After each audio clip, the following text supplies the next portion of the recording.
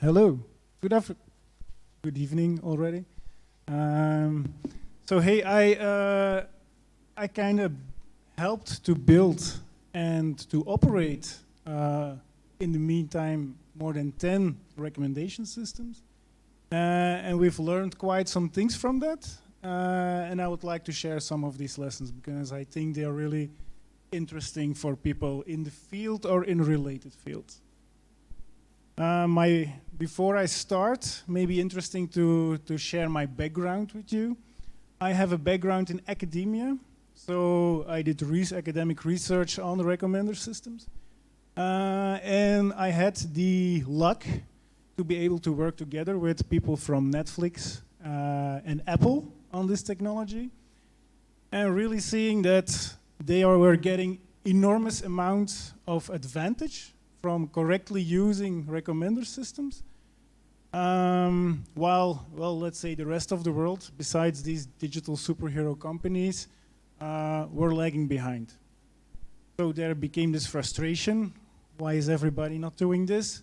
So yeah, there's only one way trying to change that, and that's to start your own company trying to do that. And that's exactly what we are trying at Frumo. So what you will see is the lessons that we learned are very much things that are not written in books, that are not taught at university, and that are also not a part of scientific literature.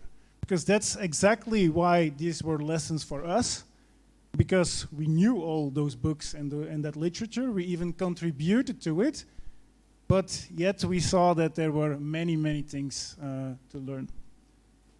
I have learned a lot. I have put 9 lessons in slides. Given the time, I think we will at most get at lesson number 5. If you want to know more, you can talk to me later. Lesson number 1 is, if it comes to evaluating approaches and comparing different approaches next to each other, online evaluation, meaning evaluating something really in production, is order of magnitude better than testing it on offline data sets. And that's really very specific for recommender systems. You don't have that, for example, in face recognition.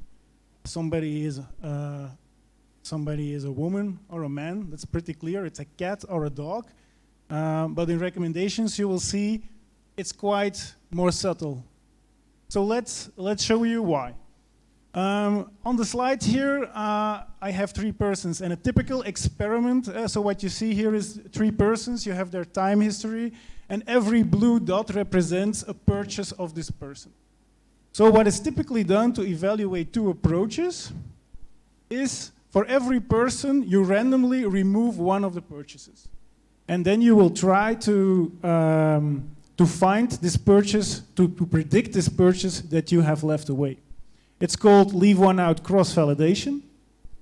And if you do it, you will see, and you compare 2 approaches, you will definitely see that one approach can be much better than another, right? However, there's a problem with this. Because for all of these red dots, you are using the future to predict the past. And that's cheating. Now, it might seem obvious that you can't do this, but like 80% of all the significant work, scientific work in this domain is doing exactly this.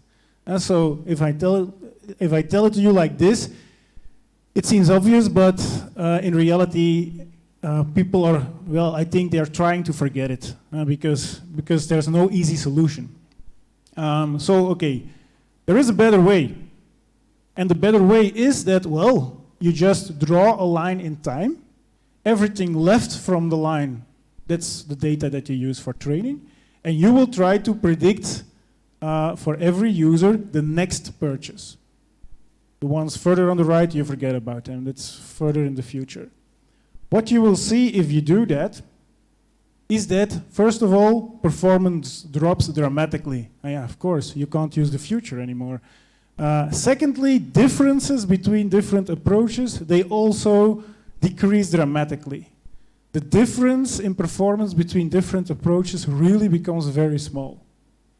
But there's still a very big problem with this one. And that is, when you collected the data set, when you were collecting it from your website, let's say, well, there was an algorithm running. Even if it was a person handpicking certain promotions, let's say, well, that's also some sort of algorithm. There was a policy determining what was shown to everybody, and it influences the data. Now, what we did is, okay, we had a data set with a certain policy, a logging policy we call it, and then we just changed the policy, so we collected a new data set and we did exactly the same evaluation. And what you see is that the results just changed. So now suddenly, because we just used another data set on exactly the same application, now the first approach was better than the second. So which one should you choose based on these kinds of experiments? The conclusion is that in this way you are not really measuring which of both approaches is the best one. You are rather measuring which of both approaches is most similar to the logging policy. Which approach resembles most the approach you were using before. That's not really what you want to do, right? So in my opinion, offline experiments using historical data to score and compare recommender systems, I didn't want to put it in writing on the slide, but my opinion is it's useless. You really should put it in production, A/B test it, and really see how people's reaction is on it. Also, and that's adjacent to this, is still part of the first lesson, there's a difference between prediction and recommendation. What you're testing with these offline methods is how good are you at predicting the behavior that somebody already posed, that this person would do anyway. If you're good at this, the best that you can do is remove friction of something that was going to happen anyway. I'm not saying that's bad. It can be interesting in certain cases, but what you're really looking for is recommendation, showing something to somebody that he or she would not have found otherwise.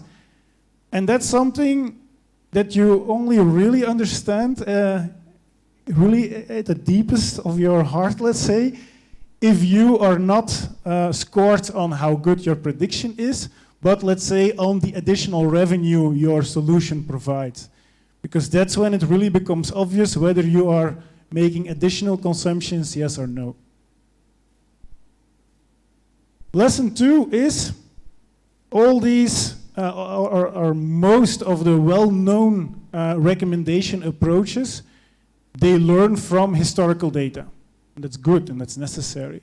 However, even equally important and often overlooked is that how people react to recommendations, to actually giving the recommendation, what are they doing with it? That's at least as important as all the data that you have collected until that point. Because I want to ask you a question. If I get a recommendation and I do not click on it, would that be a bad recommendation? Who thinks it is bad? Put your hand up. Okay, that's reasonable. There may be many reasons why I did not click it. If I would get the recommendation 10 times and I chose not to click it 10 times after each other, who would think it is a bad recommendation? Okay, I also think that. And what we're talking about here is what we typically see is something like this. The first time you show something, the probability of clicking is not maximal. It's rather around, and it really depends on the case, and it depends on the position on a website, etc. But typically around the fourth time, oh, here says the third time, well, it doesn't matter. Third or fourth time that you show something, the probability that somebody clicks it is maximal. That means there must be some kind of effect of people getting aware of something that you recommend to them.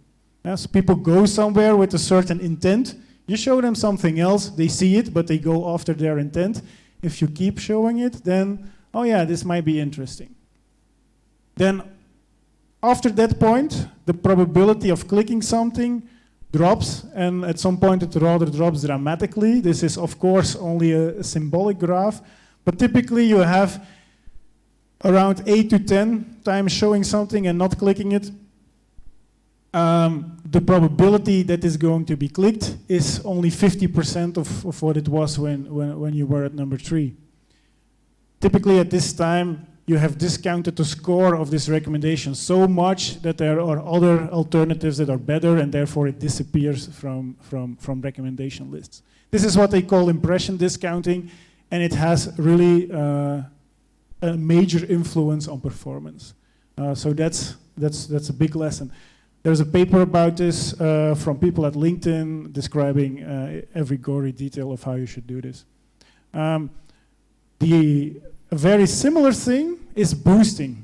It's not about people not clicking, it is about you have a recommendation and there is a reason why you recommend it. It's typically part of the history of some user. Let's say I'm recommending you batteries, and it is because you bought 3 products that fit with these batteries. So this combination of these 3 products and these batteries, it's really the click-through rate of that recommendation is much higher than you would have expected before based on historical data.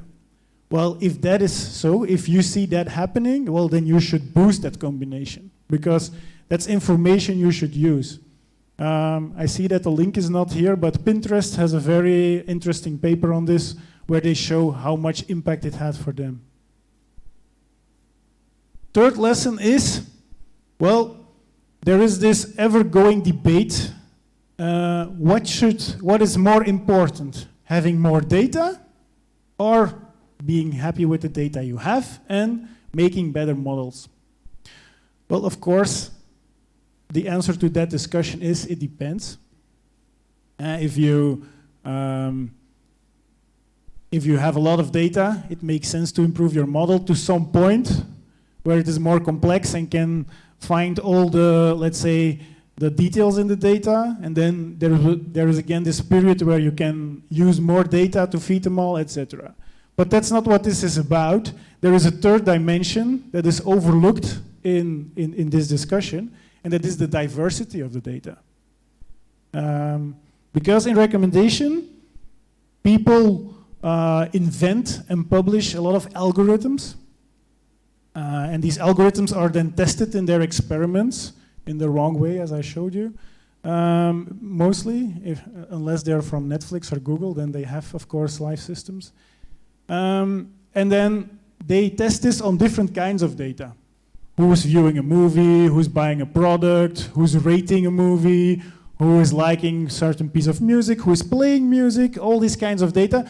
But they are making abstraction of what the data is. They're saying, yeah, it is some person expressing a positive preference for some item. But there is much more information in this data. So typically you have somebody watching a product, somebody can like it, can even add it to his or her cart and purchase it. And all these things mean different things.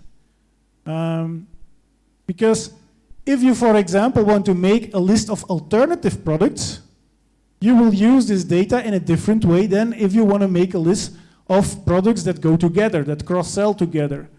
And so for the alternatives products, it might make sense to put a lot of weight on things you view, because when you are considering alternatives, you're watching all of them.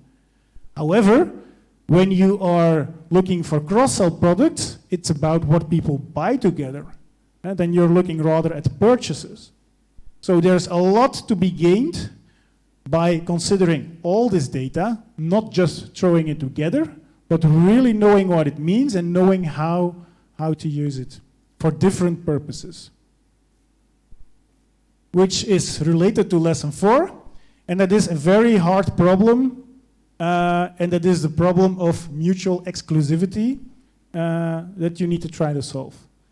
This is an example where you have a list of non-fiction books, and 3 out of the top 5 are actually exactly the same book. This is a waste of screen real estate. The reason, of course, is that it's the paperback, it's the hardcover, it's the e-book, but really I don't care about that. I want to first go to the book and then I want to choose how I want it.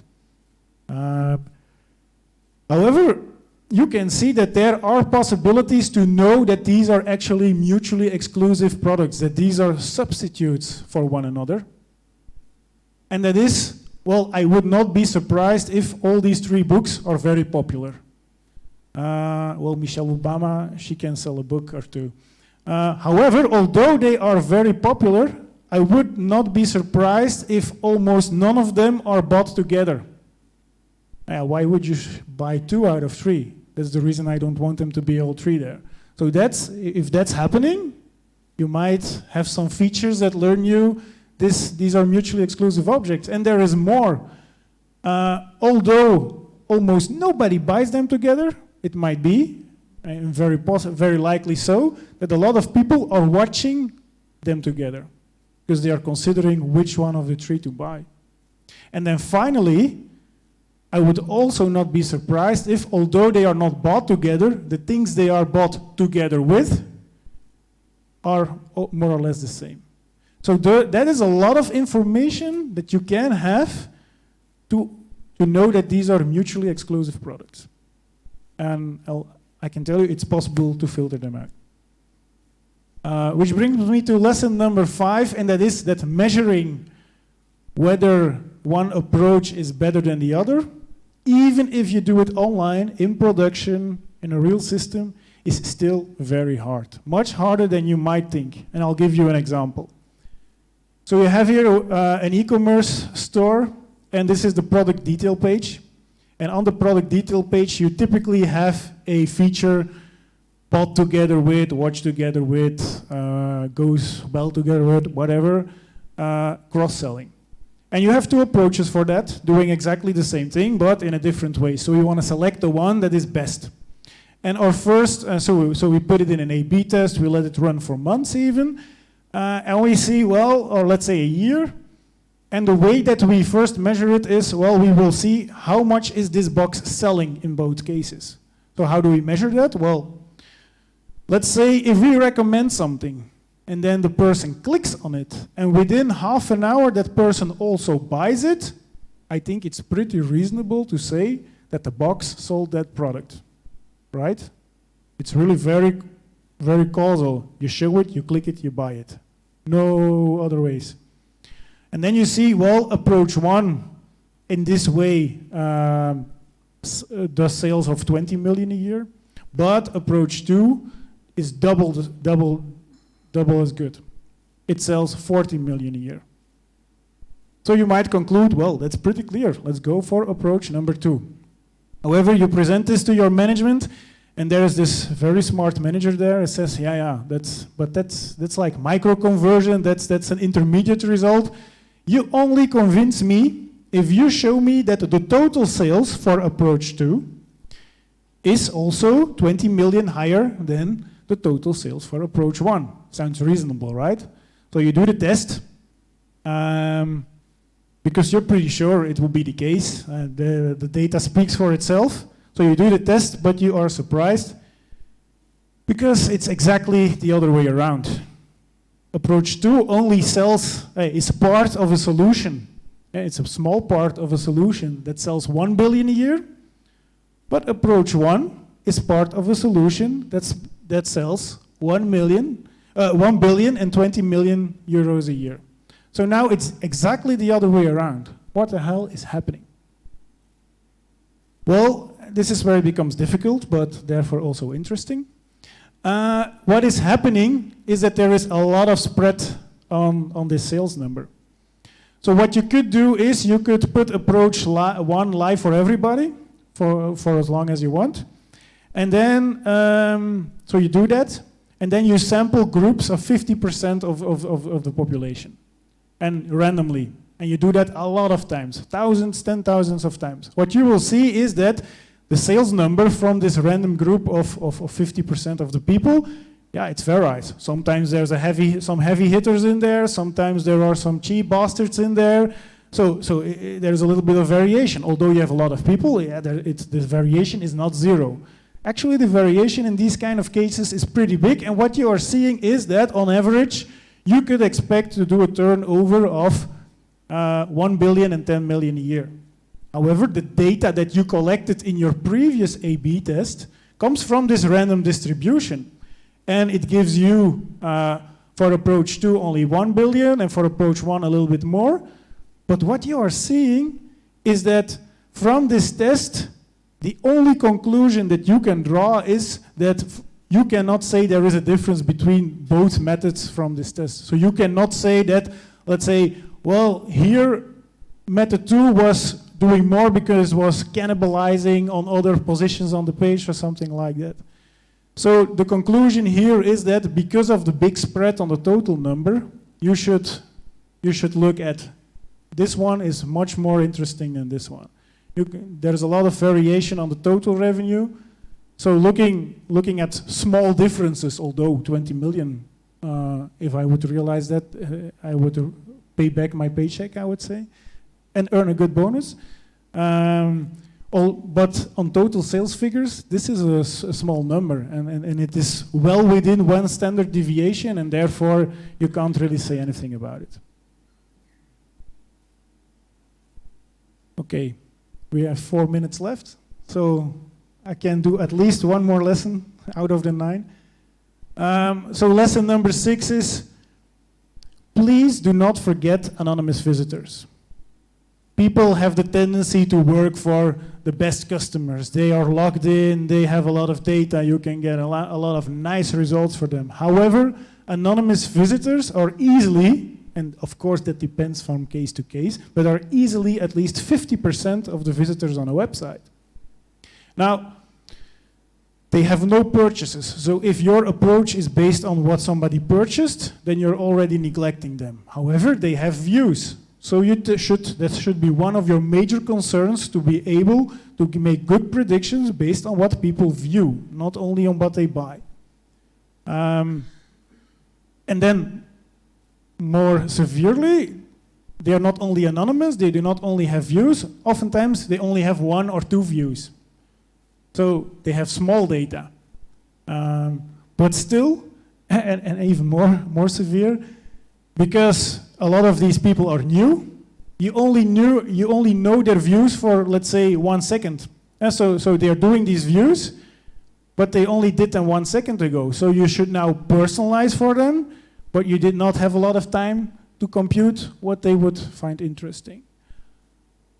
However, although that there are all these challenges for these people, I believe that it is very important to have a solution for them, because they are your new potential customers. If you can give them a good solution, they will start buying, or they will become a loyal customer instead of a very sporadic customer. And the lifetime value that you will get from them is very important. Which brings me to the next and final lesson, and that is really related. That is, history is only good for a certain part, at least as important as history is somebody's intent at a certain moment. So you have my history, let's say my wife's history until a minute ago might have been this, children's books. We go somewhere to buy books for our children. However, last 30 seconds, my wife looked at this book. So if my recommendation system is not blazingly fast, these are the recommendations on the homepage. Of course, not what you want. These are the recommendations if you would be able to take into account the intent of the person at that moment.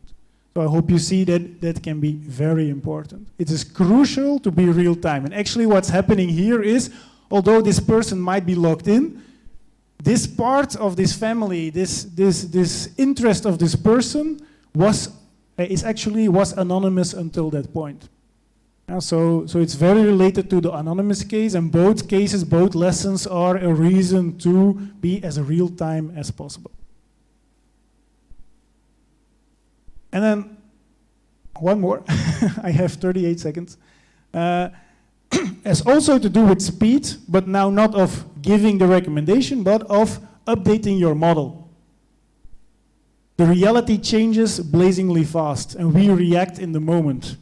There are, for example, a lot of events, and I have here too. Typical events are sporting events. The great team of Ajax, I don't know whether I can say that in the city. Well, they, against all odds, they beat Real Madrid, and it's like world news, and definitely in Holland, people will be very excited about it. And people go to web shops to buy stuff related to that. If your model is not able to pick up that signal to update soon enough, then it will miss out on the opportunity. 24 hours later, 12 hours later even, the enthusiasm has dropped. The rage is over. And therefore you have missed a lot of opportunities. Same thing, another typical example is when famous people die, then people also start buying stuff about them or suddenly interested, they're all over the news, people, oh yeah, sure, I wanna see things about that. So there are these events, they are very momentary, and you have to seize them in the moment. And that's only possible if your model of reality is able to pick up that behavior, meaning that, you should be able to update your model at least every hour. If it's slower than that, it's really difficult to capitalize on these things. This one I will skip. So the reason I did this talk is because I want to learn from other people. So if you have things to say about this, questions, sharing your own experience, please talk to me later. Connect with me on LinkedIn, call me, email me. If you're not a talkative person, you can maybe watch our YouTube channel. Thank you for watching and for listening. And I will be happy to answer your questions.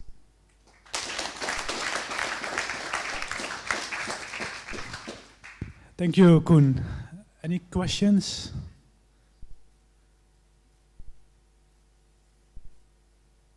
Really, no questions?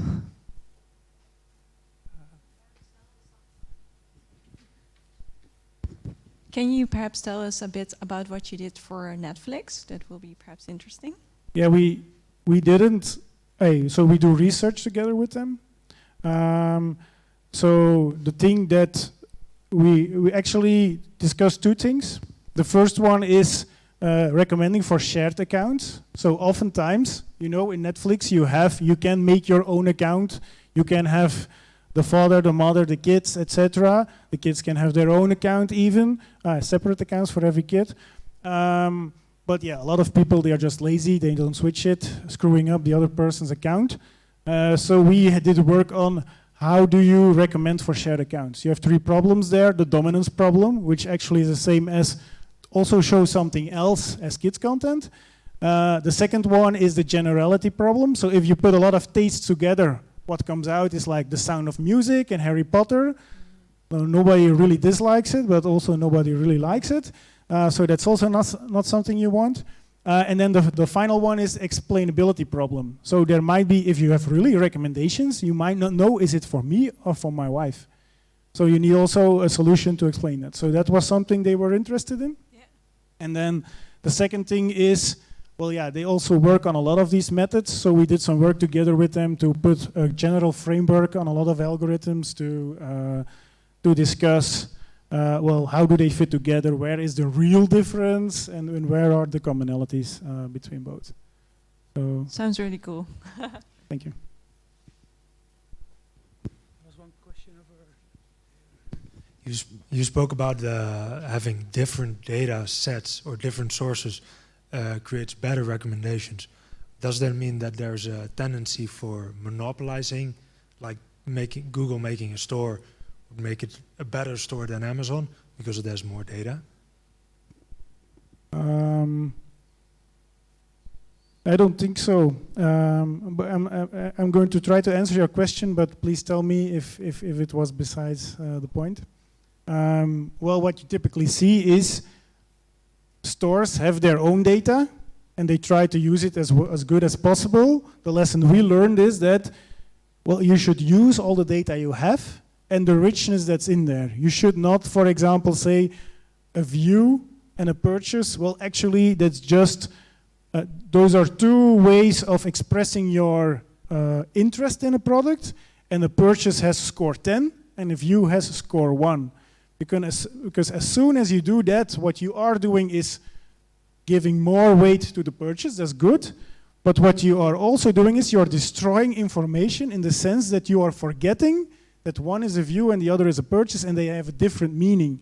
Views give different relationships between products than purchases. Purchases are about, yeah, what can you buy together? Well, let's say a computer and a bag to put it in. And views are about what are alternatives to each other. 10 computers, of which you chose actually to purchase only one. Of course, I'm painting here a very simplistic picture, because you're also viewing the bag to put the laptop in, and you might purchase multiple computers sometimes. So of course, there's more to it. But what I mean with this diverse data is that you should use all the data you have. And in the end, yeah, a company only has the data that it has. I understand. Thank you. So at the end, you mentioned that that model of reality with the example with sports and news. It's kind of a two-part question. Like, first, well, how do you kind of, what does that model look like? Do you kind of follow news sources or social media things? And the second part would be, well, how does that affect your recommendation? Does that condition the prediction, or does that help train? Well, there are many ways to implement that idea. But I think what is often overlooked is that you don't need extra data for it. What you do need is to recompute your models really quickly. So if you can every minute look at what is trending, and what do I mean with trending? Trending is comparing the popularity of the last hour or minute, let's say, with the popularity over all time. So when is something trending? When it is much more popular now than it has ever been. So it can be that it's really a niche product, and therefore it's not really popular, but it's now much more popular than it has ever been, therefore it's trending. That's one example of, and that's also something you can do pretty fast, of keeping your information, your view of the world very accurate and very fresh without using external data. I think it's very difficult to use external data to do stuff like that. But also similarities between things. Two products might have been totally not similar, but then you have, let's say a suit and white sneakers. At some point there must have been a celebrity said like, okay, everybody is wearing these black leather shoes under a suit, I'll just put on white sneakers. And then things weren't, suit wasn't matching white sneakers before, and then after the celebrity did it, bam, they go together and everybody's doing it. So those kind of relationships between items, that's also something that you want to update pretty quickly. Yeah, and I'm guessing you have kind of a multiple scale up approach, because you probably don't want to completely modify your network, your model, because the recent history has changed. You probably want to keep a general kind of model and then just fine tune on specific moments. So, well, yeah, that's a trade-off you need to make. However, what you often see is that it's much harder to really follow the recent stuff, that it is not that difficult to also keep it stable. It's harder to follow the quick movements. So the risk of not keeping it stable enough, in my opinion, in my experience, is not that high.